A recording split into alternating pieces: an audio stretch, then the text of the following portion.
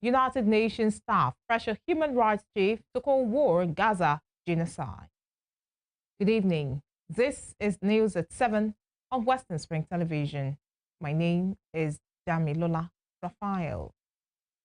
The Nigeria Immigration Service, NIS, has increased the fees for 32-page 5-year and 64-page 10-year travel passports.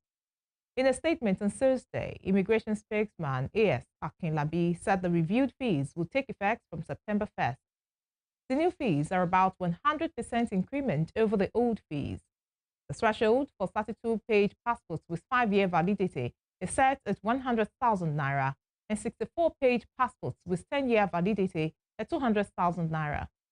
Meanwhile, passport application fees made by Nigerians in diaspora remain unchanged at $150 for a 32-page passport with 5-year validity and $230 for a 64-page passport with 10-year validity. The service reiterated its commitment to balancing quality service delivery with the need to ensure passport services are accessible to all Nigerians. With Nigerians' unemployment rate at a new record high, the mass exodus of Nigeria's youthful population, known as the Japa phenomenon, has been in full swing, especially post-COVID-19. Moving on, the Imo State government, through the Chief Press Secretary and media advisor to the governor, Mr. Oguwike Nwachukwu, has defended its recent decision to increase the minimum wage for civil servants to 104,000 naira. Speaking on Channels Television's Morning Brief this morning, Nwachukwu assures the public and the workforce that the new wage is not a populist move, but a sustainable one, backed by significant improvements in the state's financial standing. The announcement by Governor Hope Uzodinma on Tuesday sparked a mix of excitement and skepticism, with many questioning the state's ability to maintain the high wage figure. However, addressing the concerns, Mr. Nwachukwu cited a massive growth in the state's internally generated revenue as the primary enabler. He stressed that the wage increase was a thoughtful decision made after careful consideration of the state's financial capacity and was not a political gamble ahead of an election. In response to questions about the timing of the payment, Nwachukwu clarified that the new wage structure would be implemented with the August 2025 salaries. That the sustaining it is not an issue, but it's something that requires every hand to be on deck. Don't forget, when the minimum wage was 18,000, we came and started paying 30,000 when some states were still paying 18,000. When some states were still paying 18,000, I couldn't even pay 80,000. The governor, distinguished Senator Hope Uzodinma, jacked the minimum wage of Imo workers to 40,000. He sustained the payment. Now, from 40,000 to 70,000, his government still sustained the payment. And I want to assure you that 104,000 that he just announced, will also be sustained because all the indices to ensure that the sustenance is there. They are in place. They are in place. For instance, the IGR of the state, from what it was in 2020 when he came on board, is not what it is today. And every day efforts are being made to ensure that the IGR of the state is enhanced in such a way that everybody will be happy, not just the civil servants, but also the entire Imo people, including those who are not civil servants. It's just about creating an enabling environment, ensuring that the right infrastructure are in place, both human and material infrastructure. And that's what we're doing. I'm sure you're aware of what is going on in the digital economy and e-government, what the governor is doing in terms of equipping the youth with digital skills. These are the things we are talking about. So it's not just about what we get from the federation account. It's about how the governor is equipping, the youth of the state to take their destiny in their hand and to be as productive as. In another development, the Academic Staff Union of Universities, ASU, Lagos Zone, has urged the federal government to pay its members a living wage rather than a minimum wage. Lagos Zonal Coordinator of ASU, Adeola Nasil, made the demand during a press conference at the Union Secretariat, University of Lagos. The call came 2 days after ASU members in Lagos staged a peaceful protest at the university to draw the government's attention to their plight and demand outstanding salaries owed to them. Nasir argued that the current minimum wage was inadequate given the economic realities in the country. According to him, the union has held several meetings with government agencies to push for the payment of promotion arrears of up to 4 years, arrears of wage awards, and palliatives. He noted, however, that no payment has been made to date. He further warns that ASU reserves the right to embark on a nationwide strike at any time, stressing that whatever happens next, Nigerians should hold the government responsible.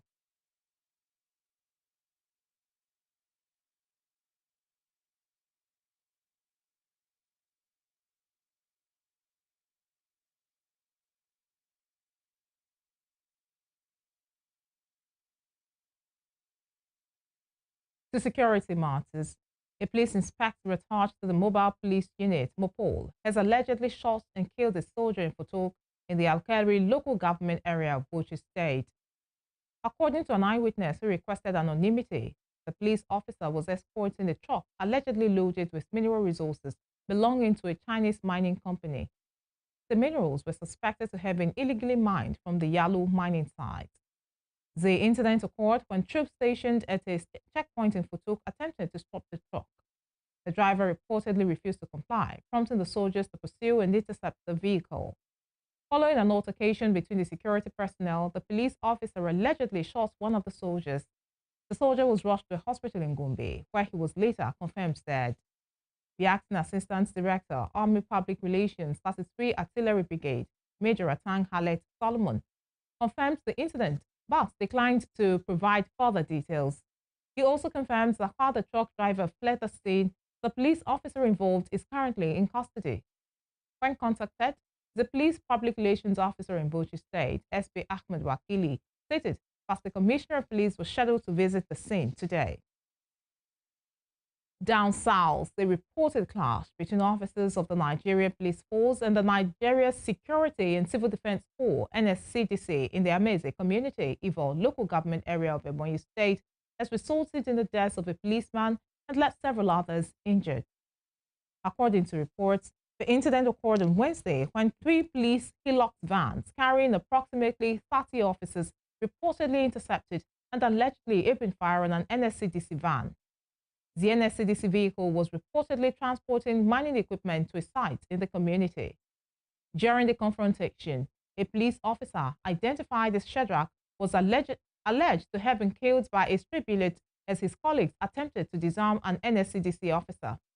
Confirming the incident this morning, the chairman of Ivo local government area, Emmanuel Aja, said he was briefed by the divisional police officer of Ivo division about the tragic confrontation between the 2 sister security agencies. Also confirming the incident, the Ebonyi State Police Command said it had arrested an NSCDC officer for unlawful obstruction and actions resulting in the death of a policeman. The Lagos State Police Command has confirmed that popular TikTok star Habib Hamzat, widely known as Pella, is safe after reports of his alleged kidnap during a live stream on Wednesday. The command's public relations officer, Benjamin Hundeyin, in an interview with Channel Television on Thursday, stated that investigations were ongoing to determine the veracity of the claims. He disclosed that his vehicle is also intact, all his phones and properties, nothing was missing, but they are investigating to check the veracity of that claim, and the outcome of the investigation will determine their next line of action. Asked whether the incident could be confirmed as a kidnap, self-kidnap, or whether no abduction occurred at all, Hundeyin maintains that the police were keeping all possibilities open. Pella, aged 20, had reportedly been seized by gunmen while live streaming on his way home on Wednesday evening. In footage circulating online, he appeared to mistake the men for security operatives before being taken away. Turning to politics, the People's Democratic Party, PDP, has announced that it will inaugurate its 2025 National Convention Organization Committee next Tuesday. According to a statement on Thursday signed by the PDP National Publicity Secretary, Debo Olugwangba, the announcement was made following the approval of the party's National Executive Committee. The statement said the inauguration will take place at the party's National Secretariat, Wadata Plaza in Abuja at 12 noon. It noted that the 110-member committee will be chaired by Adamawa State Governor Ahmad Fintiri, while Osun State Governor Ademola Adeleke will serve as vice chairman. Enugu State Governor Peter Mbah has been named secretary. The National Working Committee charged all stakeholders and members of the PDP to remain united and work together towards the success of the party's elective national convention scheduled to hold in Ibadan, the Oyo State capital, from the 15th to the 16th of November.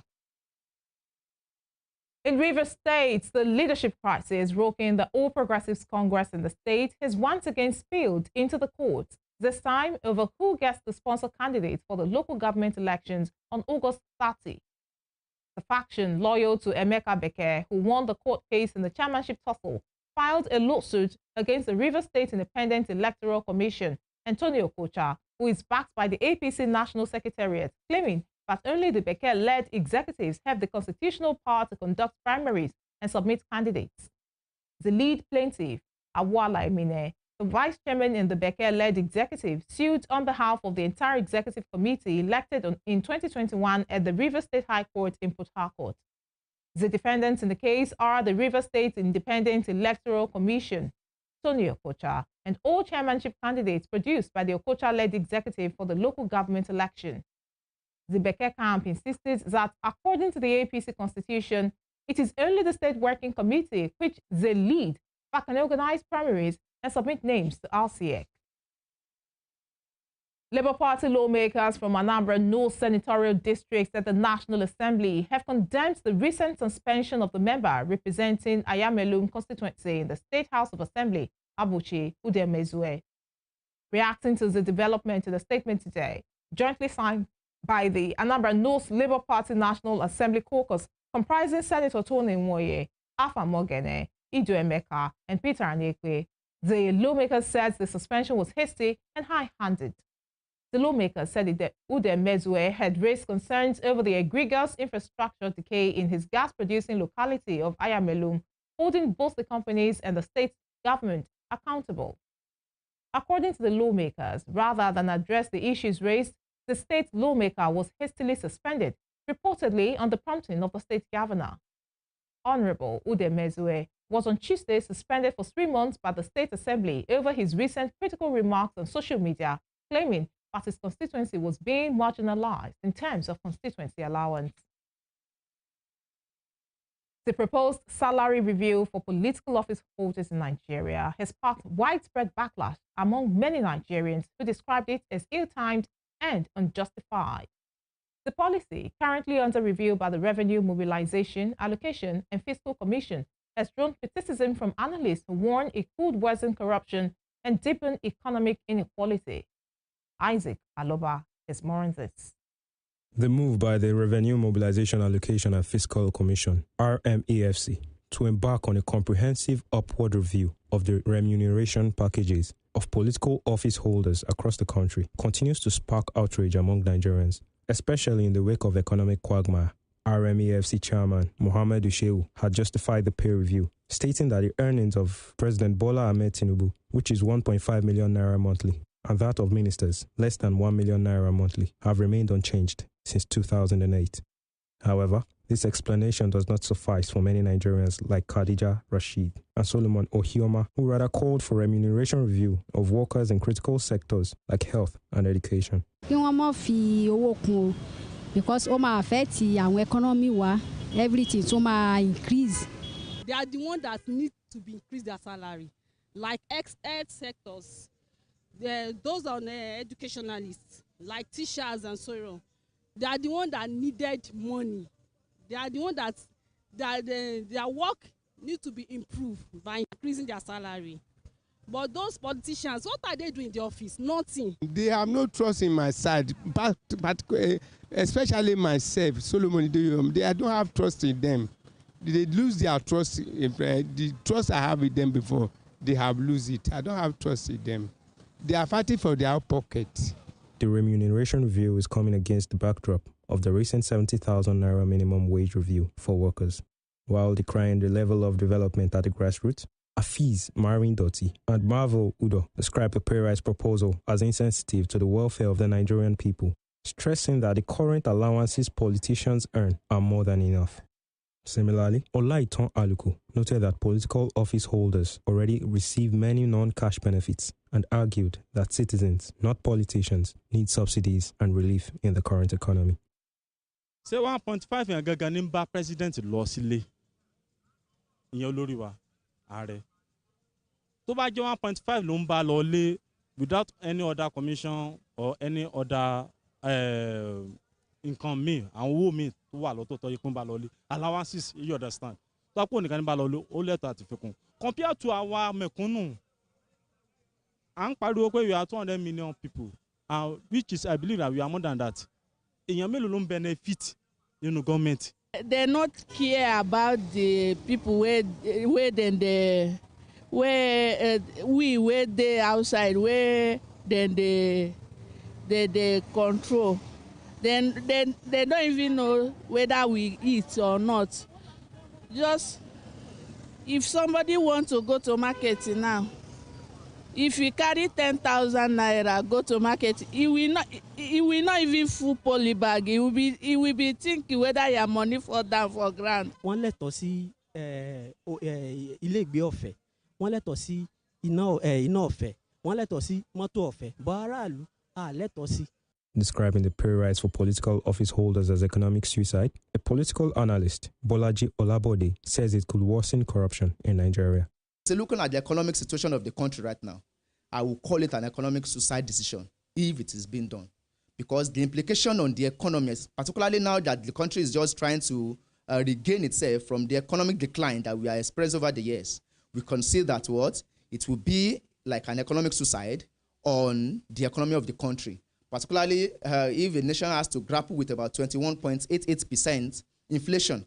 And now you want to increase the allocation, the salary of a public office holder. Saying an increased salary will curb corruption looks reasonable. But we know that it just like Oliver Twist. And most of our leaders has this insatiable appetite to continue to amass more and more and more. So therefore, saying it will curb corruption looks very, very reasonable. But at the end of the day, we'll know this kind of people in which we have around there. It does not really curb corruption. It only increases their spending, and it brings about disparity between the people and the people that are governing them. It will be recalled that the Nigeria Labour Congress, NLC, also condemned the proposed increase, describing it as insensitive and inequitable at a time when many public sector workers face wage freezes and hardship, while Socio-Economic Rights and Accountability Projects, SERAP, has also weighed in, urging President Tinubu to stop the proposed increase. In the meantime, it remains to be seen if the rejections faced by this remuneration review talks is enough to shelve the proposal. Isaac Aloba, Western Spring Television News. Elsewhere, the Federal Operations Unit Zone B of the Nigeria Customs Service, Kaduna, has said it intercepted 185 blocks of cannabis sativa valued at 48.5 million naira. This was contained in a statement issued on Thursday in Kaduna by the Public Relations Officer of the unit, Chief Superintendent of Customs, Saidu Nuruddin, on behalf of the controller. Nuruddin said the seizure, together with other contraband worth 220.4 million naira recovered in separate operations, was made on August 21 at about 3:30 a.m. He said, acting on intelligence, operatives stopped a vehicle along the Zaria flyover on the Kaduna-Zaria Expressway and intercepted the contraband. He explained that a male suspect was arrested after 9 sacks containing 185 compressed blocks of cannabis sativa weighing 89.6 kilograms were discovered in the vehicle. He added that both the suspects and the exhibit have been handed over to operatives of the National Drug Law Enforcement Agency for further investigation and prosecution in line with the spirit of interagency collaboration. You're watching News at 7 on Western Spring Television. Still to come. President Tinubu says he remains committed to restoring Nigeria's pride, dignity on global stage. We will bring you more on this when we return.